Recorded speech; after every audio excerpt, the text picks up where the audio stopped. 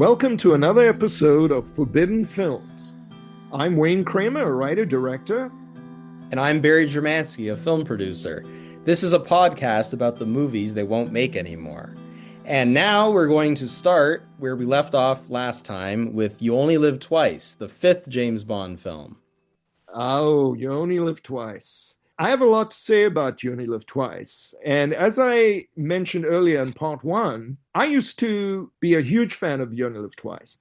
I don't think it was ever my favorite Bond movie, but I had very fond memories of You Only Live Twice. It was one of the first James Bond movies I saw back in South Africa on 16mm at one of my birthday parties. I love the exoticness of Bond going to Japan. It's got one of my favorite John Barry Bond scores. I think it's incredibly lush. The Mountains and Sunsets theme is probably one of the best John Barry compositions of all time. I agree. The action music is fantastic. It's just the space music is so beloved, and I think was at the beginning of the John Barry space music, which he also does beautiful stuff in Diamonds Are Forever. 007 and counting. And then Moonraker. And there you go, Moonraker, forgot that one. So all of that, I think it's got an incredible title sequence. My problem with You Only Live Twice in watching it recently, again, just maybe about less than a month ago on 4K, is I think next to Die Another Day and Skyfall and maybe Spectre, I think it's a weak screenplay. It's a muddled screenplay. And I know some of that may not be as important to you as it is to me. Let's first say that the screenplay for You Only Live Twice was written by everybody's favorite anti-Semite, Roald Dahl. And I just think there's so many contradictions or meaningless stuff thrown into the screenplay that just doesn't track or doesn't follow. Even starting with the pre-title sequence where they shoot Bond. I don't even know why they do that, since they try to suggest that Bond is... Well, so his enemies think that he's dead. Got a lot of enemies in the world, but then Bond doesn't turn up very surreptitiously after that. He's Bond. He's in Japan. He's got the same face. He's doing the same behavior. It just felt like an excuse to have a pre-title sequence that tied into the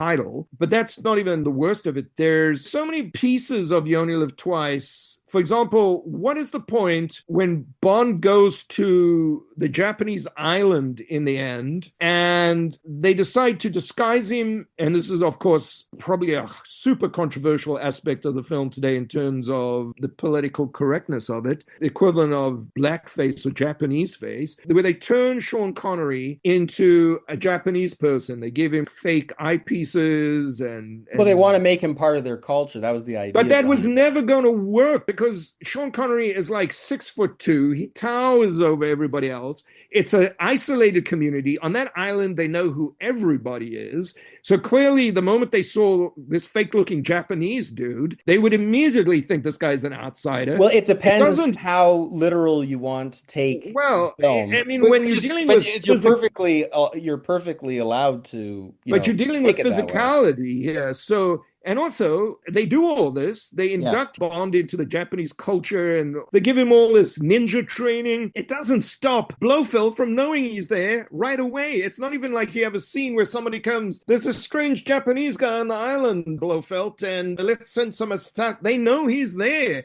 And they poison Akiko Wakabayashi, plays like he. They know he's there from the start. It seems like such a pointless exercise. It was like Roald Dahl wanted to include these scenes. Wouldn't this be fun if we turned Sean Connery Japanese for the sequence and induct him into... Well, yes, and that's because if Ian Fleming had an outlandish side, Roald Dahl had an even more pronounced outlandish side. So you're now marrying two outlandish writers together. And so it results in many ways in, up to this point in the series, the most outlandish entry. And also, I would say the most satirically extravagant film of them all in the Bond series. Moonraker, I think, is the most overtly outlandish, but I love it for reasons that we can get to when we talk about that film. I would say Die Another Day, but anyway. Well, that one's also outlandish, and I also like Die Another Day. Always for satirical reasons, by the way. Whenever I say I like a James Bond film for its outlandish qualities, there's always a satirical dimension to what I'm saying. It's never just something I say and I take it at face value. So now Well, let me try. it's interesting to me that as someone who proclaims to love the Sean Connery Bonds the most, you're sort of expanding on what is more the Roger Moore template of outlandishness and hyper reality and moving so far away from the From Russia with Love template of keeping it grounded. And even they managed to do that with Goldfinger. I still feel Goldfinger's grounded, even though the plot is kind of insane. Well, like I said, it depends on how you interpret even the novels and the short stories themselves. Because, for example, Doctor No, which is my favorite James Bond novel, is plenty outlandish. So it was always sort of a myth that James Bond on paper was grounded in firm reality. It depends how you interpret firm reality. Because Well, to me, I don't think Doctor No is that outlandish. Even the plot of Doctor well, No his is that mechanical arms, his hybrid no, but I biological mean, status, his a pet. man could have his hands cut off as the Tongs did. I thought it was a great part of his character backstory. But what Doctor No's trying to do is just throw American rockets off course and destroy them. It's not setting up a space station for the new civilization in space or the same plot in Spy Love Me, let's do it underwater. It's a more grounded plot, even though he's a supervillain. And later Bond movies became, I mean, when we talk about Spy Love Me and we talk about Moonraker, But the seeds of that outlandish conceptual imagination are in the literary texts. So that's where I would just say that I am drawn to those aspects more than you might be. And certainly other people also disagree with me. They like the more grounded aspects of James Bond, I both just in like the the balance of them. yeah, I mean, and of course, it's a completely subjective judgment call. But so now let me try to defend You Only Live Twice, or are you I finished with hadn't. your? Okay, let me just throw all of my objections Oh, into okay, before you do that. that's fine. For example, you also have the villain Helga, played by Karen Dorr, who has many opportunities to kill Bond, but when she finally decides to get rid of him, I'm going to fly him up into the air in this complicated scenario of what was the attention to parachute out of the plane and leave James Bond to die in the. I mean, what happened to? I know this is part of the craziness of the Bond series, You could but say the there. same thing though about North by Northwest and the famous cornfield I sequence. know, but if it's like that and nothing else in a movie, it lessens for me as a writer, it lessens the stakes for what James Bond's involved in. Because in From Russia with Love and Thunderball, I feel he's in real jeopardy in sequences. And I start to not feel that way about You Only Live Twice. Now, let me just say what I like about You Only Live Twice before. I mean, I talked a little bit about what I like, but before I hand it over to you, the Yes. production design is iconic, of course. The volcano, the Japanese sets. I love like the Charles Gray character who later turns up as Blofeld in Diamonds Are Forever, which I find enormously ironic. Maybe he was reincarnated. I Although I know you love Diamonds, I do have a newfound love for Diamonds Are Forever, love Diamonds Are but Forever. I don't think anybody played Blofeld better than Telly Savalas in On Her Majesty's Secret Service, and that's really the Bond movie where Blofeld gets to shine. Although I'll say this about Journey Live Twice, and I think before I forget, I think it's my favorite Bond novel, and that's why I love the novel I'm kind too. of, and that's why I'm kind of so disappointed in what the movie became. And But the part of the problem, novel is outlandish in its own way. but in such a bizarre, dark, just I think it's the darkest flaming novel with where Blofeld has this castle with a suicide garden where all the locals who want to kill themselves come to this garden and they stole them, they put it into No Time to Die. But they did a bad job of doing it, in my Yeah, opinion. they've feasted on all the remnants of all the Bond flaming stuff that they'd never used before. And this started a long time back with taking the coral dragging from Live and Let Die and putting it in For Your Eyes Only, and also from Live and Let Die, the shark eating of Leida and putting that in License to Kill. And Yes, I mean, this stuff's been going on for years. that's right. But the novel of You Only Live Twice, which is the culmination of the Bond Blofeld standoff, it really makes sense of Bond's mission, his heart of darkness into Japan to track down Blofeld. I think it's wonderful, and it's still grounded, and it's a revenge story, and it works so well. And none of that is to be found in the movie. And in fact, You Only Live Twice, and I blame Roald Dahl on this, and I blame the producers for accepting this storyline, is the template for James Bond throwing away Ian Fleming's novels. Well, they didn't do it on Her Majesty's Secret Service because Peter Hunt was adamant about going back to it. But I really think that On Her Majesty's Secret Service was the last time that they stuck authentically to the novel until they went back to Daniel Craig in Casino Royale. But You Only Live Twice, the novel is just gone. Yes. And so I'll turn it over to you. No, that's true. So now I'm going to defend this film because, as I said in our first episode on James Bond films, if I was asked what is my favorite James Bond film, I would say it's a tie between Goldfinger and You Only Live Twice. If I had to pick a single favorite, it would be Goldfinger for reasons that I articulated in the last episode. So what do I love so much about You Only Live Twice, the film? Well, for starters, I think it has the most imaginative plot of any of the Bond films. And I think part of this has to do, of course, with Roald Dahl, but it's also partly due to, at least the way that it ends up making it to the screen, it has to do with Ken Adams' set, which if I had to pick a single favorite Ken Adams set, not just in the Bond films, but of any of the films that he worked on, it would be the Volcano set. And I see both the Volcano set and all the other aspects that I love about this movie as extravagant, satirical symbols or metaphors for the absurd conditions of the world in the 1960s, the height of the Cold War, the fact that human beings could annihilate themselves using nuclear weapons and other weapons that were being developed. So I just think that it is one of the most imaginative satirical plots of all time, not just in the Bond series. When I'm, evaluating the Bond plots, I think it's just one of the most imaginative satirical plots ever devised. Even if you compare it to Doctor Strangelove's plot, it's actually more outlandish and I would say imaginative in certain respects. Because it basically has everything that's in Doctor Strangelove, plus it's got the outer space stuff. I'm trying to remember, he wasn't even blackmailing the two governments for money like Blofeld has done in previous movies, including On Her Majesty's Secret Service. No, he wanted more money. He wanted more money. And they didn't even know Blofeld was doing this, because the whole idea of the plot in You Only Live Twice is that the Americans think it's the Russians and the Russians think it's the Americans. Again, I see this movie, first and foremost, as a satire, as I do to a certain extent every James Bond novel. But my point is, it defies logic because they've set up Spectre and Blofeld as basically this international organization of extortion, meaning that they create these plots to get paid millions from the world governments because there's a threat to spread viruses, there's a threat to destroy a major international city. And suddenly you get to You Only Live Twice, and Blofeld's pitting the Americans against the Russians with the idea that after the third incident in space, there's going to be a world war between them. To what effect? I don't know, because he's never... Well, so this is my interpretation, if I just want to clearly articulate what I think is going on.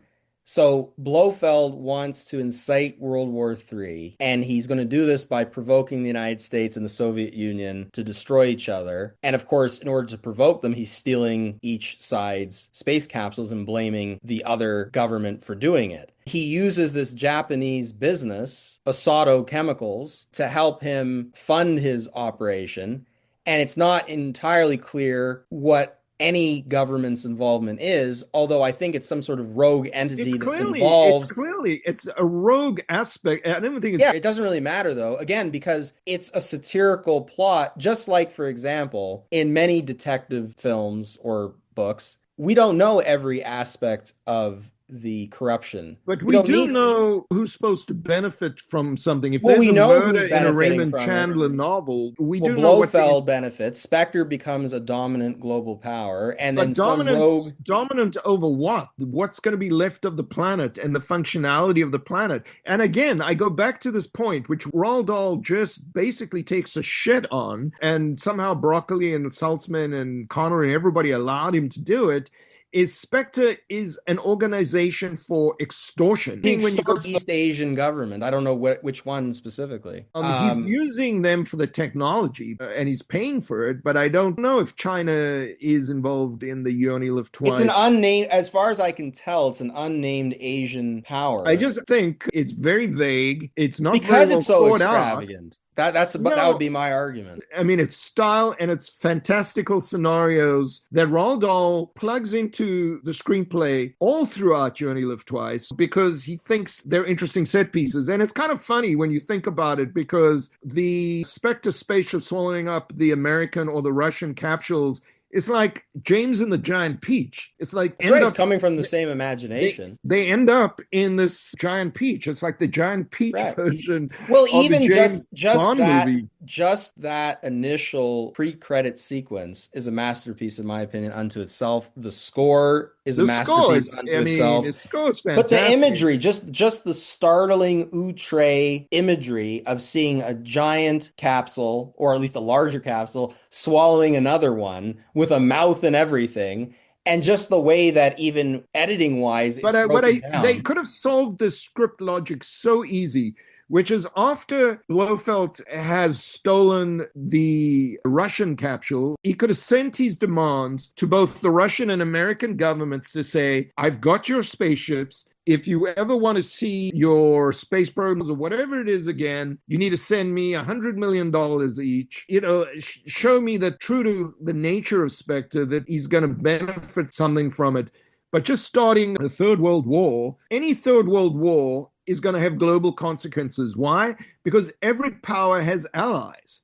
So all these countries that are allied with the Soviet Union and all the countries that are allied with NATO, with the US, they're all going to be going to war with each other. Yeah, but you're thinking about it literally, and I'm not. I'm accepting that a fantastical situation like that could exist if there were a reason for doing it. Well, his reason is that he doesn't like any government, and so this is his opportunity to use a rogue government. But what I'm saying is they've already set up a precedent in all the previous Bond movies that involve Blofeld and Spectre that they're in it for the money. And suddenly you come to You Only Live Twice, and he's in it for the apocalyptic. Well, no, it's the dominance. He wants to be the dominant. He wants Spectre to be the dominant global power, with or without the help of a rogue government entity. If you create a third world war in an era of nuclear bombs, there isn't going to be much left over to be dominant over, which is also the problem with Drax in Moonraker, and it's the problem with Stromberg in Spy Love Me, which is just another remake of You Only Live Twice. I mean, in fact, they all are. Yeah, but I'm just dazzled by the unbridled, extravagant imagination on display. There is imagination, but it's like being shotgunned out without applying it. I do believe even outlandish, spectacular James Bond movies need plot logic. And that's why the two Well, it makes sense to me, though. But the thing is, depends how. See, that's why it's all subjective, right? It's like any other work of art. Anyone can look at something and see it the way that he or she wants to see it, or is capable of seeing it. If they had made You Only Live Twice closer to the novel, and you still included the volcano layer and all of that, but you included more elements of the novel, even if you didn't include the volcano. I know you love the volcano. And I love the pool of piranhas. By the way, that's the other thing about this movie, along with Goldfinger. It's the James Bond film where, on a scene-by-scene basis, I love everything that I'm seeing. I love almost every, if not every scene. I'll throw out another controversial aspect about You Only Live Twice. I actually think it's one of the technically poorest photographed, and on a technical level, the film is chock full of rare projections and bad composited scenes. And in watching what was supposed to be the best quality version of it, which was the most recent 4K, it almost feels like they're not even coming off the negative, which supposedly they did. It's a muddy negative. But the process shots, when Bond's on Little Nelly, when they're driving, there's so much of it, and it looks so fake. I think it's so poorly done. While Ken Adam is doing career best stuff with the design, every single set in that movie is phenomenal. Correct. The actual technical execution of the movie, I think, is quite shoddy. And that's another thing that pulls me out of the movie. You got these thick matte lines around Connery when he's supposed to be on Little Nelly. Yeah, that doesn't bother, but this is just me speaking personally. I That know. doesn't I mean, bother me. and I'm not even saying that with an eye of what modern technology can do. I think it was kind of bad for the period too. You didn't see that kind of crappy matte work in 2001, which was only a few years later. It's interesting though that Pauline Kael actually preferred You Only Live Twice to 2001. Not because of what you're saying, but not because of the technical aspects, but because of the imagination. And I actually, on that particular subject, agree with her. I just think that this movie there are very few movies that have a concept that is as imaginative as this one. I think you'd have to look at films like, well, I said it before, Dr. Strangelove or Bride of Frankenstein, which is also sort of Dante's Inferno or an Ovid's Metamorphoses of satirical illusions. This movie is basically just cramming as much as it can into its satirical vortex. But I feel like they went too far and they lose all the gravity that holds Bond to the ground. And that's why when Peter Hunt did On Her Majesty's Secret Service as the next Bond movie, his dictate was, let's make Bond real again. Let's make this about the characters. Let's make this about Bond in love. You know, they took, which is, I think, maybe my second favorite Flaming novel and maybe the most accomplished Flaming novel. And they took out all the gadgetry. If you look at, I mean, I guess this is an actual transition into On Her Majesty's Secret Service, but we can keep talking about them both. Because I want to talk about Donald Pleasance's performance. I'll raise you Telly Savalas to your Donald Pleasance. Anyway, well, I love Donald Pleasance. That's why I want. We'll talk about obviously Telly Savalas's performance as well, of course. Yeah, but I'm just saying the contrast between You Only Live Twice and On Her Majesty's Secret Service could not be more profound. Correct. And I think On Her Majesty's Secret Service is the greatest action movie ever made, along with Casino Royale. But I think On Her Majesty's Secret Service gives you the heightened reality and gives you the spectacle, but still grounds Bond, because the plot of On Her Majesty's Secret Service with the viruses and having the women with the allergies be the mechanism to spread it into the world is outlandish, but kind of could happen. And it involves blackmailing the governments because Blofeld isn't interested in annihilating the world. He wants to be pardoned for his crimes. He wants wealth. He wants his countship recognized or whatever you call it. And then you have, I mean, once Bond escapes from Piz Gloria for the first time, the action in that movie does not stop, with little pockets for romance between Bond and Tracy, but does not stop until the wedding of Bond at the end of the movie. It is so relentless and spectacular, and I literally felt exhausted for Bond. Never mind, at one point, when you think they are about to escape, Blofeld triggers an avalanche to fall down on them. I mean, the movie is so spectacular, but structured and focused in a way, and still keeps Bond real in a way that You Only Live Twice just blasts into space. Yeah, and by the way, I still love On Her Majesty's Secret Service. I just prefer You Only Live Twice for many of the reasons I've given. But I will also say that the way that you feel about, let's say, the last action sequence in On Her Majesty's Secret Service, I feel that way about the volcano layer being infiltrated by the ninjas. I just think that the editing of that and the way that it's shot, it's like a phantasmagoria of lurid imagery that you won't see anywhere else. There's no other film series that can deliver that kind of imagery. And the ideas, of course, associated with the images. And I like the countdown sequence in that one where the capsule has to be destroyed. I like that the henchman Hans gets fed to the piranhas by Bond this time. Before we even get to all that stuff, though, I love the revelation of Blofeld for the first time in the series where we see his face. I love the way that he speaks. I love the dialogue that he gives, even though it's short and to the point. I feel when you see Blofeld in You Only Live Twice, he is presented on screen as almost the cliche of the unattractive Wizard of Oz kind of henchman, and doesn't pay off on the elegance that they've been selling on Blofeld from Russia With Love on. Well, he's a cultured man, though. but he doesn't feel cultured to me. Donald Pleasance plays him like an evil gnome, and he's got the scar down his eye. What the fuck? Where did that come from? I feel he's very two-dimensional and very cartoonish as a villain. Whereas when you get to Telly Savalas in On Her Majesty's Secret Service, and then I start to feel the culture and the charisma of Blofeld and the lethality of Yeah, so my Blofeld. interpretation of the Donald Pleasance Blofeld, not just in terms of his performance, but in terms of how the character was written, is that he is a cipher for the megalomaniacal madmen who existed in the 20th century, many of whom orchestrated the Holocaust, for example, not to mention Stalin and Mao. And by the way, look at his Mao suit, right? Like it's there for a reason. So what I see his character as is this cipher for megalomaniacal impulses, which basically have no limit.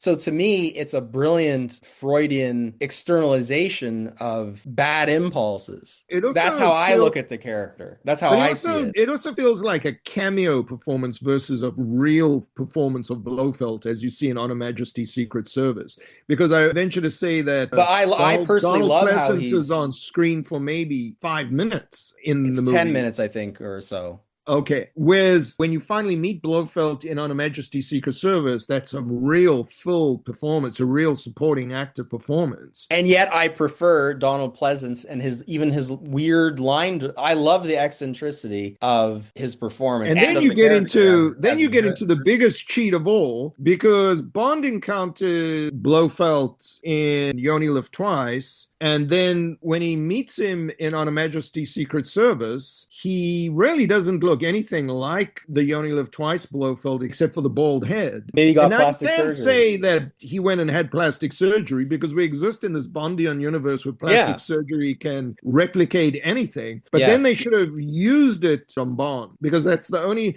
I love On Her Majesty's Secret Service. I'm in awe of this film. I think after Casino Royale and From Russia with Love, it is my favorite Bond movie, because I think it's the most accomplished Bond movie. And for you to enjoy On Her Majesty's Secret Service, you have to accept the buy-in that George Lazenby is James Bond. And you can't question it. What would Connery have done? And wouldn't Connery have been better? And all of this. Well, that's Connery and one On of the Her reasons it is that there are many reasons why I don't like that particular film as much as some of the others. I still do love it, but just not as much. But But I that's one of mean, the reasons because it is missing a strong Bond. George Lazenby, he looks like Bond, but he doesn't have the acting chops and he doesn't have the he he charisma. he does not. But I will also say that he is not terrible. No, he's He's been not. given a bad rap over the years.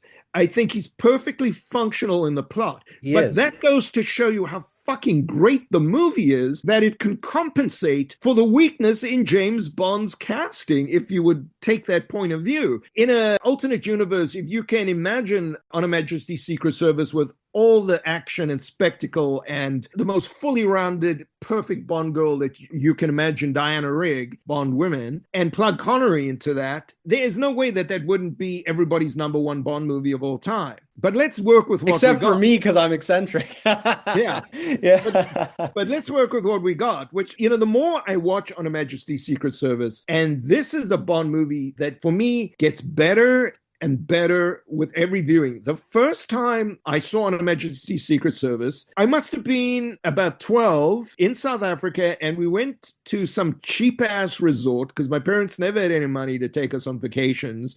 So we went to this resort, which was like a camp, like a summer camp kind of thing. Yes. And they would have a movie screened after dinner every night in the dining hall. And on this particular night, they all were like whispering, "We're going to have a James Bond movie. We're going to have a James Bond movie." And I was like, awesome. Well, I can't imagine which one it is. I bet I've seen it. Blah, blah, blah.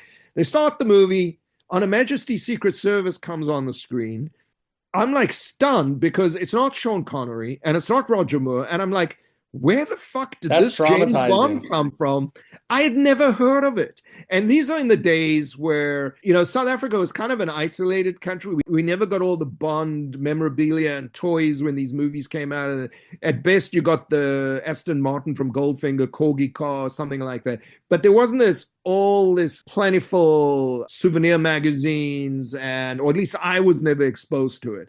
So if you were tracking all the James Bond movies that had been made until that moment, and I want to say that this could have been around the time of post Live and Let Die, post Man with the Golden Gun, or maybe before those two. Definitely Diamonds Are Forever had been made. And I see this movie. I have no idea where it comes from, but it's got the James Bond music by John Barry. It starts engaging me right away, but it was really hard for me to get past George Lazenby as James Bond But were because you freaking out? Were you traumatized? I was traumatized. Yeah. I was so confused because I thought, like, are they keeping this James Bond movie a secret? I had Yeah. never That heard that of it. that I was mean, I knew of the Blofeld's revenge against novel. you. No, it's crazy. I felt like I had been exposed to some kind of like secret version of James Bond. And I remember really liking the movie. I thought the movie was good, but I didn't think of it for many years. And then I moved to the United States and I was able to buy all the Bond movies on VHS. And then I had on a Majesty Secret Service and I watched it again. And it would be like, yeah, this is great. And I always loved Diana Rigg, especially from The Avengers. She's a great I actress think in general. I just she's love the her. best She's great in actress the that hospital too. yeah, she is the best actress, period, that ever acted in a Bond movie. I don't think anybody has ever been as good as her and ever had her acting ability or acting pedigree. And she's drop dead beautiful and sexy. Yes. I'd put her third in line in terms of beauty because she's going up against Daniela Bianchi and Claudine Auger.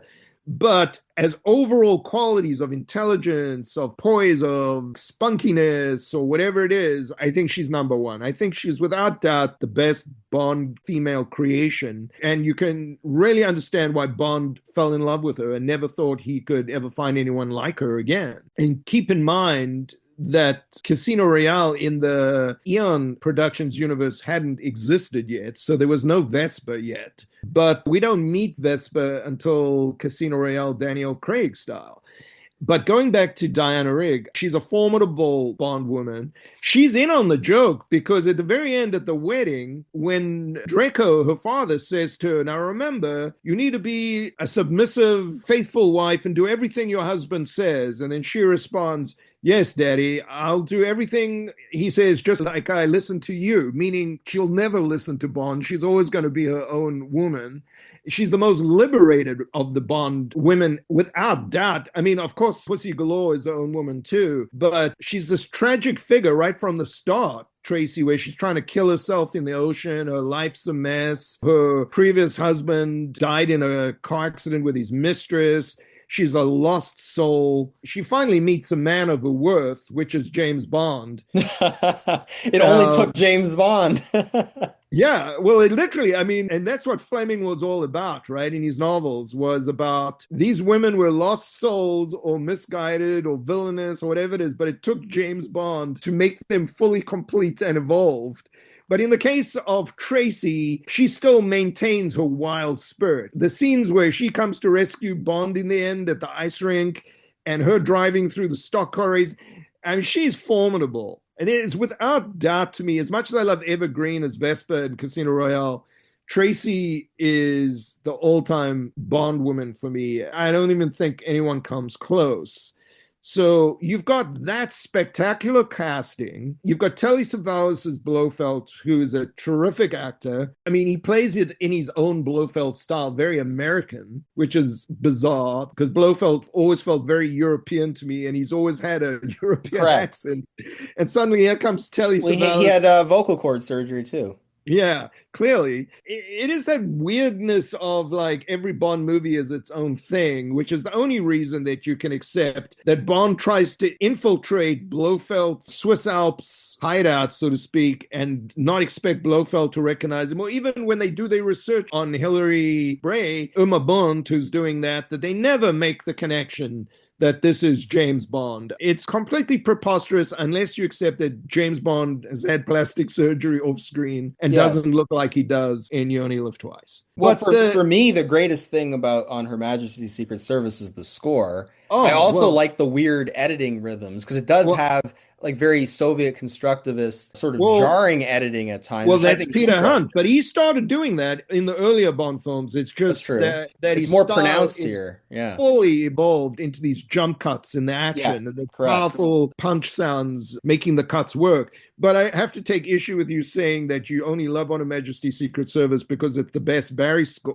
No, I said that's the thing I like best about it. I didn't Oh, say okay, I okay. love the film in general. I love the romantic nature of it. I It love the is the most plot. romantic.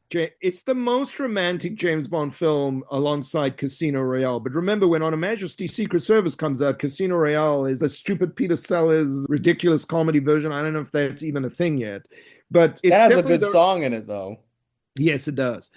But the romance, On Her Majesty's Secret Service is the most romantic. It's a James Bond love story. I mean, the love story is front and center, even though Tracy disappears for like an hour of the movie. That's true. It's a long Bond movie. And also, I've never fully been into the whole James Bond gets married thing in the novel or in the film. That's just But me it's a personally. device. It's a No, I know device. that, but it Fleming saw where that was going, and any astute James Bond watcher would know where that's going. It could only end in tragedy because there yes. is no James Bond series with him as a married man, except in the Daniel Craig universe, which thankfully snuffed itself out very quickly. That's right. But just But to go also, back, if you put yourself in, let's say, the mind of a 12-year-old, let's just say, I don't think most 12-year-olds want to see James Bond get married. You see what I'm saying? Like, if you look at it from, because you also have to understand when, now, granted, you also saw the James Bond movies at a very young age, but when I was, let's say, 7 years old, I'm not thinking to myself, like, I want to see James Bond get married. I'm thinking, I want to see Blofeld feed someone to the piranhas. You see what I'm saying?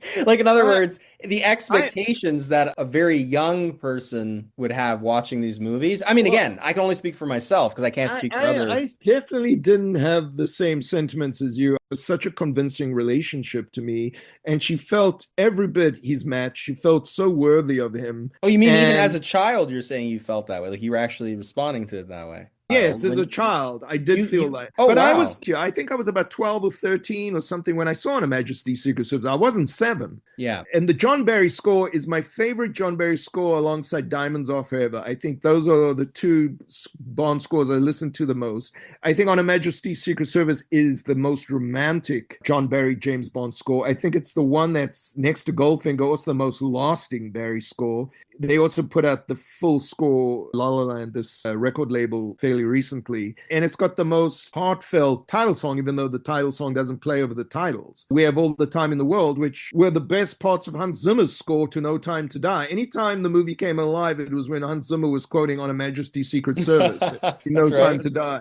And I kind of almost resented that. I mean, I get what they were going for, but I kind of resented the fact that do you have to rob John Barry in his grave for his best pieces of music when you're the Bond composer? I can see how it's deemed cool, but at the same time, it's like you're expected to come up with a theme that's every bit as good as that, Yeah, which David exactly. Arnold certainly achieved in Casino Royale. David Arnold's score to Casino Royale is magnificent. It's every bit as great as what John Barry would do. I'm not saying it's as good, but I think it's the only non-John Barry score, in my opinion, that rises to that level of melancholy and beauty and sweepingness. But to get back to the music and On Her Majesty's Secret Service, it's the perfect romantic score for the.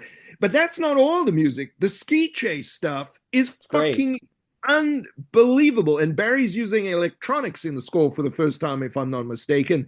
And the score is modern. And the Escape from Piz Gloria and the ski chase, they're all phenomenal pieces of scoring that even when Brad Bird was doing The Incredibles, he wanted to hire John Barry to do The Incredibles, and he wanted Barry to do that style of score for On Her Yes. Majesty's Secret Service. And Barry, in his mind, mentally had moved on from doing that type of score. And in creating demos for Brad Bird, he didn't quite get there. And eventually he was so frustrated, he just walked off the project. But that shows you how On Her Majesty's Secret Service, the scoring lives with people who loved that score and loved the movie. Well, I love every score that he did for the James Bond Yeah, films. yeah. Some I love more than others, but I love them all. There and there are The, certain sections in each of his scores that I think are just sublime, you know. Yeah, and Her Majesty's Secret Service has got so much of that. There's that one transition to Diana Rigg driving to the party because Draco says, "Come to my birthday party," because my Tracy always comes every year. She's always there.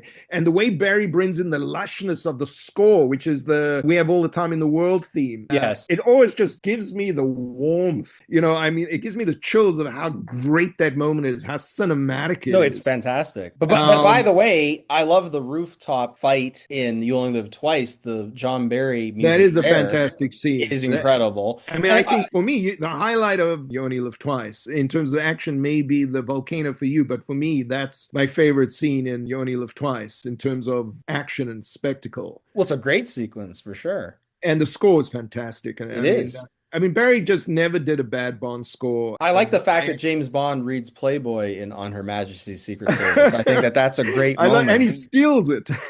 That's right. And also you see the Queen on the wall. Yeah, yeah. And that's when he's looking at the Playboy, right? Yeah. That's a great moment right there. And of course, because he's James Bond and he appreciates beautiful women. That's right. And we're not made to be ashamed of it, or the fact that men like to look at beautiful women. When did that become a fucking crime in this universe? And people have to remember that the 50s, relatively speaking, were very conservative and repressive. So therefore, the James Bond movies in the 60s were a liberating social phenomenon. Just like the Beatles and James Bond helped liberate society to a certain extent. I'm not saying that, by the way, everything that took place in that liberation was positive, but I'm saying, especially at the time, the Beatles and James Bond were huge. What Bond movie has the reference to the Beatles where Bond says, Goldfinger. That'd be like listening to the Beatles without earmuffs. And then later, Paul McCartney does the song for Live and Let Die. Yeah. So I just love the flow of On Her Majesty's Secret Service because it feels like we've gone back to espionage, but with a very capable spy, with formidable villains, with stunning locations. Now, you don't have Ken Adam doing the set design in this film, but you almost don't need it because the location is so spectacular. The ski chalets and where all the action is taking place. And the design of Peace Gloria, I think, is great. It doesn't have the sheen of Ken Adam, but it's beautifully designed with it incorporates his satirical booby traps. I love satirical booby traps. That's the thing. See, the thing is when you watch that movie, especially as a child, and again, I can only speak for myself, so I shouldn't speak like in a third person sense or an omniscient narrator sense, but I'm just saying that the movie is, compared to some of the other Bond films, both before and after it, somewhat disappointing. At least it was for me. I've grown to love it more over the years. It was never a Bond film that I initially, like when I was in my single digits, for example, I was never that drawn to the film for a number of reasons. It's the most adult Bond movie next to Casino Royale. Correct. And I guess because I am like Roald Dahl, interested in these outlandish concepts sometimes, especially within the James Bond universe. Like obviously, if I'm watching a movie like Ordinary People, I'm not expecting someone to get fed to piranhas, right? Although maybe that would have been interesting. But On Her Majesty's Secret Service also has some of the most risque double entendre dialogue that Bond does, with this reference, when he's with the women in the ski chalet and he's not supposed to be interacting with them. And the one is writing her room number 8 on his thigh under the table. Yes. And then she's, "Oh, you're all right, Mr. Bond," Uma Bond says. And he goes, "Oh, I'm okay. I'm just feeling a stiffness coming on in my shoulder." Yeah. And then he's even referenced the stiffness the next day. And then also the sexual supremacy of Bond, right? Because he sleeps with that one woman, and then as soon as he gets back to his room, the other one is waiting for him in the room, and within probably a period of half an hour, he's had them both. Yes. No, that was parodied in Austin Powers for sure. And then they use the device, which is great, where he thinks he's going to, I forget the first woman, I should know her name, he's going to a room the next night, but it's Irma Bunt in the bed. That is one of the more shocking moments in a Bond movie, I have to tell you. And the ending. We're not there yet. When we get to that ending, it's the only ending in a James Bond movie that doesn't end with him in the embrace of the Bond love interest, where the authorities or the army is within miles or very close, and he's trying to avoid them, and have that final love scene, whether it's pulling the parachute of a pussy galore or he's being towed in some boat, or he's coming out of the ocean in The Spy Love Me, and the ship is right there with the Secretary of Defense, or whoever the hell it is in Q. This is a dark, dark ending. It is. Where Bond meets the love of his life, and Blofeld and Umabont assassinate her in front of him. And it's interesting, I was listening to some of Peter Hunt's interview, and he felt that they should have ended on Her Majesty's Secret Service with Bond and Tracy driving away from the wedding. And he says, I specifically put in this big crane-up shot, which is like a perfect end of a movie shot. And I thought when you started Diamonds Are Forever, you could have that sequence where they murder Tracy. You could start Diamonds Are Forever, pre-credit sequence with that. And the audience wouldn't feel so terrible about it, because the end of On Her Majesty's Secret Service ends like a fairy tale love story, then starts as a nightmare. And then it makes sense why Bond is going crazy in the opener of Diamonds Are Forever trying to track Blofeld. But while I understand the logic of that, I still think he's wrong. And I think ending it the way that they do in the film, and I believe the novel, is more profound. It's more heartbreaking. It's more in line with the tragedy of this is what happens to any woman who gets close to James Bond, and why he can never truly give himself to another woman again. I think it's a powerful ending. It took a lot of balls for Broccoli and Saltzman and even United Artists to go with it, because it sure as fuck would never happen today. And even they wouldn't have killed Bond in the Daniel Craig series unless Daniel Craig hadn't insisted on that. And I think there was a condition of him coming back to do No Time to Die. And I heard an interview that said he made sure that they killed Bond so that he could never be talked or convinced back into doing Bond again. And that's not a good reason. And it has a different feel to me. I was kind of outraged by that ending because I do think it was done just for the shock value of it. Whereas in On Her Majesty's Secret Service, the killing of Tracy feels embedded into the storyline and into the character of Bond, that Bond can't have a life like that. I'm like Kathy Bates's character in Misery. Don't kill my heroes. I'm going to react very badly to that. Yeah. You know what I mean? With some exceptions. I felt it was done with just pure ego so that the audience would be like shedding a tear and it'd be this profound moment. But we all know it's such bullshit because nobody is not making a James Bond movie ever again. No, I hated everything about that. I felt it was served up with 2 spoonfuls of contempt, because you got this cheap moment out of the audience. You got this sort of big twist that nobody was supposed to talk about, but you're going to make another Bond movie. That's right. Whereas On Her Majesty's Secret Service, Tracy isn't coming back. And it creates a hardening of James Bond's heart and his soul and his commitment to being in this killing machine for Queen and country, and making Bond understand you can't have it both ways. And it felt earned. And Diana Rigg is so wonderful in the role, it breaks your heart, and it does bring a tear to my eye.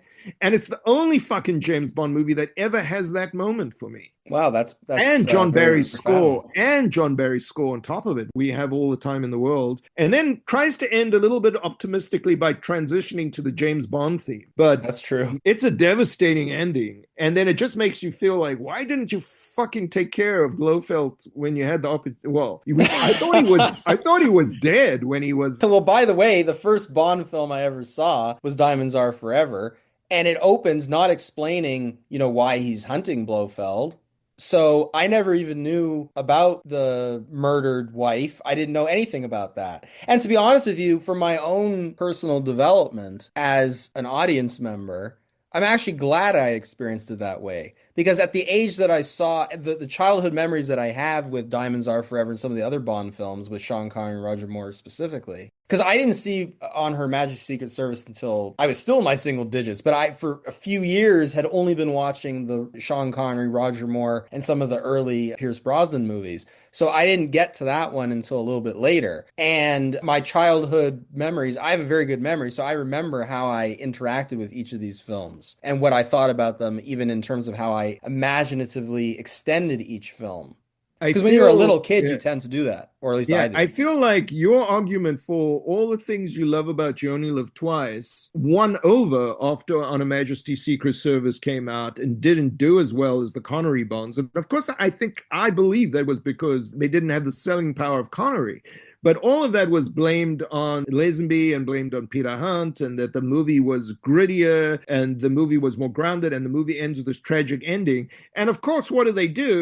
They give Barry Germansky his dessert back, and they come back with Diamonds Are They Forever, made it which for does me. That's right. everything that You Only Live Twice does in terms of outlandishness, although I love it more than You Only Live Twice. And Diamonds Are Forever is also, despite being so over the top and the beginning of the Roger Moore era without Roger Moore being in it, to be honest, and it's the Tom Mankiewicz's involvement that leads to this as a screenwriter, I I should like say. him, and I also like his father, and I also like his uncle. Yeah. I mean, I do appreciate him for living a dying man with a golden gun, but definitely not over Richard Maybaum. No, Diamonds Are Richard Forever. Maybaum is my favorite Bond screenwriter, if I had Well, to he pick should one. be. He should be. I mean, he was the guy who basically defined Bond on screen. But what I would say about Diamonds Are Forever is it's a Bond movie that I used to rank as my least favorite Sean Connery Bond, even though there were always pleasures in it for me. I love the John Barry score, of course. I love the setting of Bond in America and Las Vegas and the big band vibe and sound that Barry brings to that. And the surrealism of the whole movie, I think, Yeah, I too. love the villains, the first two gay villains, Mr. Wint and Mr. Kidd, Love that the we know of, scorpion killing. It's which would be great. another sensitive point with viewers today. Oh, look, when you do have gay characters, once again, they're always villains. And in this case, they're ugly and repellent characters, which is the way Ian Fleming wrote them in the novel. There was probably one of the few things they did carry over from the Diamonds Are Forever novel. Their dialogue is poetic, by the way, in the film. It's It just great. everything about it is And, amazing. I can and, quote them all and, day long. and Barry's theme for them. I used to harbor this feeling that Diamonds Are Forever was a very lightweight, insignificant James Bond film and just a cash grab for Sean Connery. And a lot of people criticized Connery for looking too old in the role when Connery was actually younger than Roger Moore, if you Yeah, could I believe know. that. He aged But I don't think prematurely he to some aged extent. badly in Diamonds Are No, Forever. not badly. I have no problem with it, but I mean, he They does all look older talk than his about how age. Connery didn't look like him. I thought Connery looked great in Diamonds Are Oh, Forever. I I mean, agree. he was only what, 40 something? Anyway, 41. wow. And they But he they looks talk. older than his age. He looks good, but Yeah, he looks older than his age. I wouldn't yeah. say he's 41 to look at him. He looks older. I think he looks in great shape in Diamonds Are Forever. Just he's getting older, but he was still very much Sean Connery, For sure. and And I love and his he's performance in the he movie. slipped back into the role with such ease. But what I wanted to say about Diamonds Are Forever, even though it's got this nutty plot, Which you can and guess once I love. and once again, it's Blofeld extorting the world, not trying to blow up the world to no end. So they're back online in terms of Spectre and extortion. But I didn't rate it very much. And then when I watched it again, because I watched all the 4Ks recently, a couple of weeks ago, Yes. I just enjoyed it. I just took the ride and I really loved it. It's a really beautifully shot Bond movie by Ted Moore, shot most of the Connery Bond movies. It's slick and it's got a vibe. Jill St. John is a wonderful Bond woman. She's sexy as She hell. is. She's tough. She's funny. I loved seeing James Bond firmly back in America. It's a very American Bond film. And the And scene where the two Blofelds show up together is a masterpiece unto itself. That is, for me, peak James Bond satirical surrealism. I can watch that scene on a loop. I can watch what, many scenes in many of the James Bond movies on a loop. But that to me is flawless tongue-in-cheek what's the great surrealism. line? Wrong Blofeld, Right idea, right but pussy. wrong pussy. Like that's the Yeah. exchange. The other thing, though, too, is that Ken Adams set, Blofeld's office there is phenomenal. I love the Oh yeah. transparent floor. But I will also say that the editing rhythms of this film, particularly in the pre-credit sequence, is very interesting to me. I love the making mud pies 007 dialogue. I love the cut from the cat screaming to the title sequence. Yeah, Just on and that's on. one of the great transitions. It is. And I also think that this movie as a whole is a burlesque on the series up to that point. So everything that I thought was tongue in cheek about the previous installments, plus the source material, is now being satirized. So it's like a parody of a parody almost, which is But it still fascinating. makes more sense than You Only Live Twice because Blofeld is extorting the U.S. government again. I think it's And the using US a brilliant mechanism, which is the satellite that uses diamonds to create its laser beam. which, Again, I which love the imagination of that stuff because it's only something, or almost only something, that you could get in a James Bond film. You couldn't get that in a Lethal Weapon movie, for example, or a Bourne movie.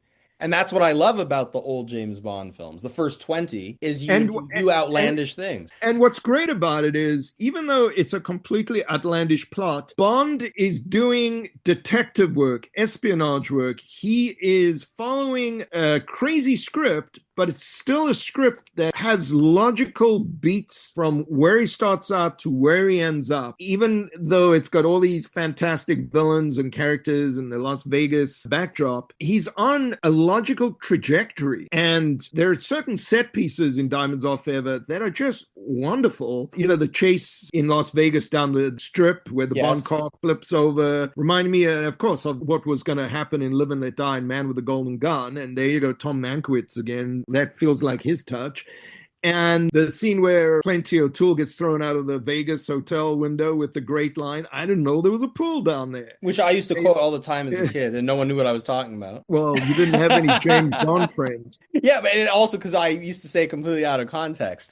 And the elevator fight between Bond and Peter Franks is one of the also great fights of the series. It is. Close quartered fight, obviously reminiscent of From Russia with Love with Bond and Oh, Graham. don't forget the bomb surprise. Oh yeah, but in That's another thing I used to quote all the time. where he blows up Mr. Kidd or whichever one of them. Yeah, the bomb that's in the cake. Remember she says, "Why is it called bomb surprise?" Ah, but then there would be no surprise. Yeah. And another Bond film where they have so many chances to kill Bond, like when they put him in the pipeline. Like, why didn't they just kill him and then put him in the pipeline? I mean, because then it wouldn't be funny. It wouldn't be fun. It's interesting because the buy-in to On Her Majesty's Secret Service is that things are going to function in this world as you may recognize the world is consequences and actions. In You Only Live Twice and Diamonds Are Forever, no, this is a world where it favors James Bond, no matter how bizarre and how but I would argue is. for a substantive purpose, which is to illustrate how crazy the world is. I mean, for example, right now, the world is the world of You Only Live Twice. It is batshit crazy. You have an Ayatollah, who no longer is here, thank God, who had a crazy plot to destroy Israel and the United States and the Western world, which was also not properly thought out and not only was evil, but was crazy. So that's why I see... Or maybe was very well thought out, because if his plan was to isolate Israel from the rest of the... But his messianic ideas are crazy and don't... But it was all in service of turning Israel into the bad guy. And if that was a James Bond plot, even though the Ayatollah isn't here to speak about it, he succeeded. It's a very dark ending. In the long run, he won't, in my opinion. In the long run, he won't, but it was a diabolical plan. But let's get back to Diamonds Are Forever. We continue the double entendre of James Bond women, Plenty O'Toole. I don't think that was a character from the novel, but Lana Wood, gorgeous, well, Natalie Wood's sister, who plays the woman who appears in casinos and accepts the largesse of high-stake gamblers and cozies up to them, and she ends up with James Bond going up to his room thinking they're going to have some hot sex, and definitely Bond thought that, and then finds herself thrown out of a hotel window and lands in the pool. And then I don't think we see her again, if I'm not mistaken, until she's drowned in a swimming pool. And I think there were some deleted scenes that they didn't include in the film. Diamonds Are Forever is a fun Bond movie. And if you put Roger Moore into Diamonds Are Forever, he would feel completely at home in that style of Bond movie. Because once you brought Mankiewicz on, he was writing in the perfect mode for Roger Moore, which is outlandishly over the top, nudge, nudge, wink, wink. Here's James Bond. James Bond is his own celebrity in this world. The Tom Mankiewicz era is very much about a self-aware James Bond and a self-aware James Bond audience. Which in a way, though, makes sense because once the series becomes a staple, and like I said, it was always tongue-in-cheek to a certain extent, it does make logical sense to start poking fun at the success and the iconic status of the series. And also because I share some of these Bond writers' ideas and I share their overall sensibility that the world is crazy, that the world is deserving of ridicule often. We're going to talk soon about Live and Let Die. That movie satirizes the disgraceful United Nations. The James Bond movies, the first 20, in my opinion, are prophetic satires. Each one of them contains ideas, more than one idea, that has come to pass, which I think is fascinating. Let's transition to Live and Let Die, because we can't be here all day either. I love Live and Let Die so much. So do I. So many reasons. For me, it'll always be my favorite Roger Moore James Bond movie. It was Roger Moore's debut. It was successful. It was very successful, but there was still criticism that Roger Moore was never Sean Connery.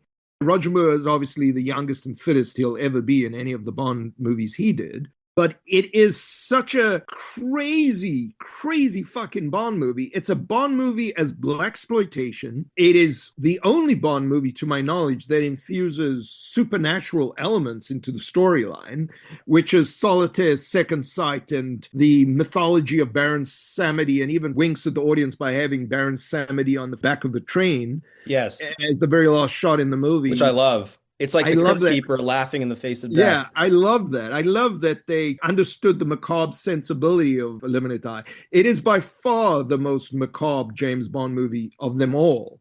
It incorporates voodoo and blaxploitation and sort of taking shots at the redneck mentality of the South, and it's fucking alligators and it's island lairs and it's sharks and it's snakes. And I'll tell you a funny story about Live and Let Die. When I saw it in South Africa, they cut out the entire section where Bond meets Gloria Hendry, the black, supposedly secret agent, but turns out to be working for Mr. Big. I would love to go back and see that South African cut to see how they sutured it together, because she wasn't in the movie. And the only reason I suspected there was something with her in the movie is because I owned the Live and Let Die Viewmaster film at the time, and she's featured on the poster, by the way, not in the movie that I saw. And then when you open the Viewmaster film, there's that famous publicity shot of Bond posed between Jane Seymour Solitaire and Gloria Hendry as Rosie Carver. And I'm thinking, why is the guy Bond posed with this black woman who's not in the movie? And it wasn't until quite a few years later that I got a job in a South African bootleg Betamax video rental store, because at the time there were no legitimate video stores. This was early on where video had sort of just come to South Africa, Betamax before VHS, and there were these little like underground bootleg stores that were popping up in storefronts where people would go and rent movies that had been taped off British television. They would edit out the commercials, and then you would see these movies, and they didn't censor them on British television. So for the first time I was seeing, and I talked about this in the Saturday Night Fever episode, this is another example of a movie that I hadn't seen the correct version of. Yes. And I took Live and Let Die home to watch, and there, behold, was the entire film with the Gloria Hendry subplot, and I was stunned. And I immediately understood why it was cut, because it's James Bond having his first real interracial kiss. And by the way, talk about a progressive film, right? At the time, This is a super progressive film. It's got interracial couplings of all kinds. And also, let's not forget, the great Yaphet Kotto was Jewish. So I did not know that. Yes, he was born a Jew, by the way. Wow.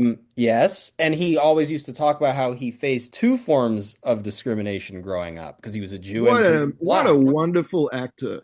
Yeah, and great in Alien too. There's never been a movie where he didn't elevate it, whether it's Alien, Report to the Commissioner, another great movie that nobody talks about anymore. Everything. He was just, I don't even know who the equivalent of him today is. I mean, he almost had like not really Morgan Freeman, but he is just so authentic on screen and wonderful as Dr. Kananga / Mr. Big. Yes.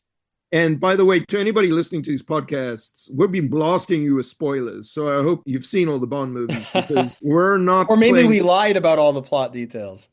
Any of these podcasts, you're going to get spoilers. So I'm not giving away anything, because they try and present them as two separate characters in the beginning. But if this was, by the way, I've been watching all these old Siskel and Ebert shows on YouTube, partially because I wasn't in the country at the time most of them played. My God, those guys just gave spoilers for every movie. They give away the endings on every fucking movie. I don't know how people tolerated this.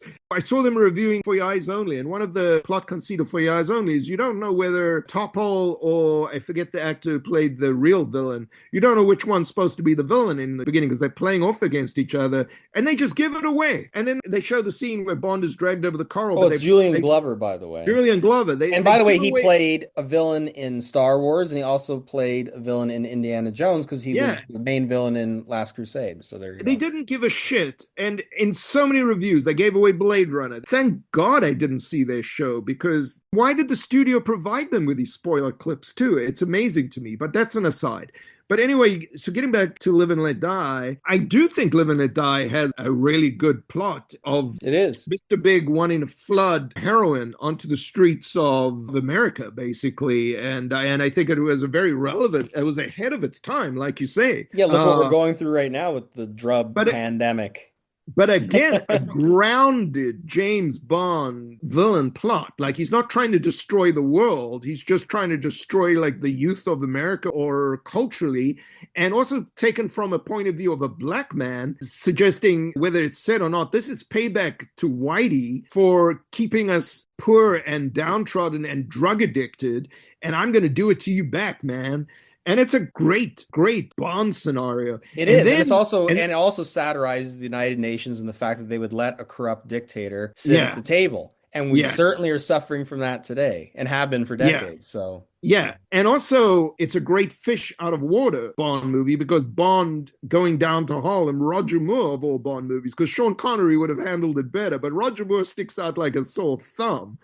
And I love the filet of soul scenes where they swivel the table and suddenly Bond's in the hands of Mr. Big. I mean, there's so many great scenes in Live and Let Die. There are so many phenomenal fucking scenes.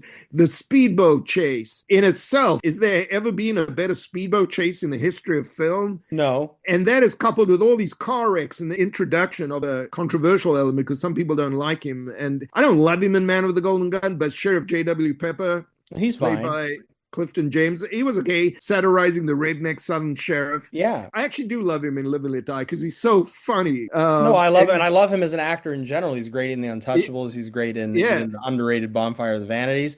The other thing is, I just want to give a shout out to Guy Hamilton, the director, because he's Oh, my yeah. favorite Bond director. And he gave an interview where he said that he always tried to make the Bond films tongue in cheek because he could never take Bond too seriously. And I have a similar temperament. So he and I had a very similar way of viewing the James Bond universe. And certainly you see the tongue-in-cheek humor in Live and Let Die. You just gave examples of it. All over the Yeah. movie. And while I really like the Guy Hamilton directed Bond movies, I think they're very underrated, even underrated from a technical point of view. I would still have to say Terrence Young and Peter Hunt in his solo outing, and Martin Campbell, actually. I think Martin Campbell Yeah, they're is all a great. And I phenomenal also like James. Lewis Gilbert. Yeah, I think Lewis But Gilbert you know why already, so it doesn't... Yeah, I know, but I think Lewis Gilbert directed the same James Bond movie 3 times. At least with did. Guy Hamilton, he directed different plot scenarios. But there's so much to love about Live and Let Die. This scene where Bond is trapped on the island with the alligators, one of the great James Bond scenes of all time. If you can It is. quote me Bond thrown out of the plane in Moonraker, where he has to get the parachute off the other villain and then Jaws attacks him, I will take the Live and Let Die alligator sequence. When the way it's edited and directed, when He's talking to him and he's all jovial and then showing him the alligators, and then He leaves him on the drawbridge and like pulls back, and then suddenly he's left there, and then they start throwing the chicken in, and all the alligators start creeping So up. well done.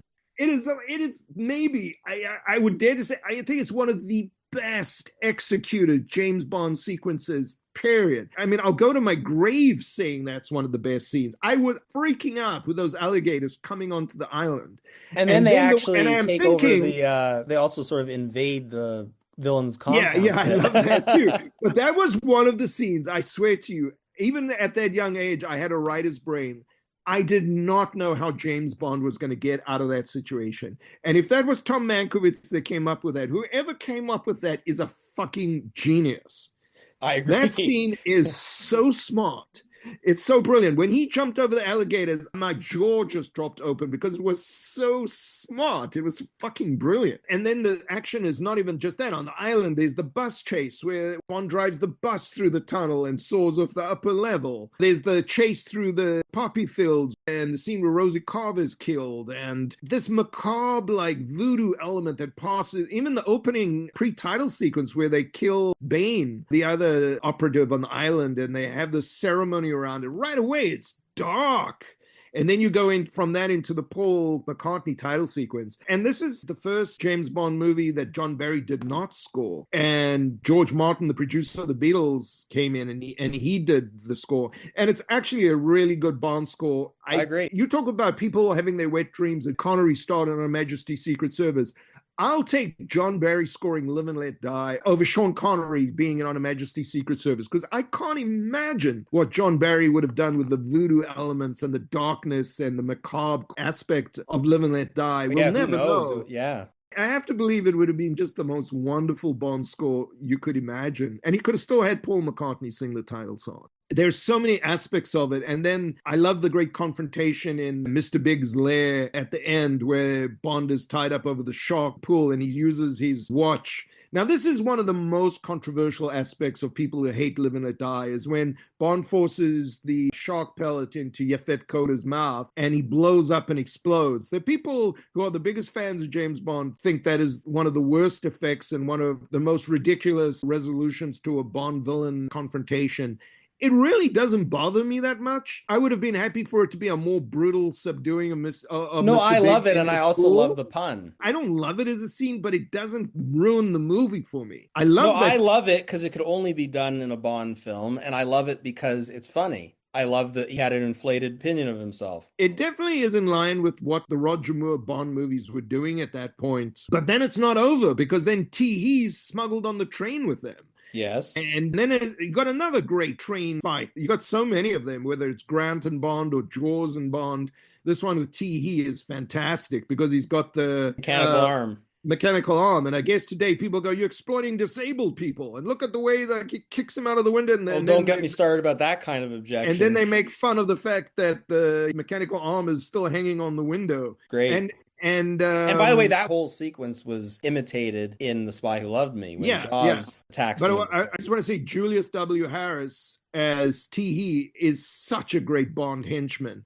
I love all the villains. I love the villains in Live and Let Die. They're having such fun with it. I have on my desk Sideshow collectible Bond figures of Roger Moore in his black polo neck, the outfit he uses to come on the island in the beginning, and He in his red suit. I have them standing together on my desk. I love looking at those two together, and they nail He's just He is one of the great henchmen, and there's no shortage of great villains.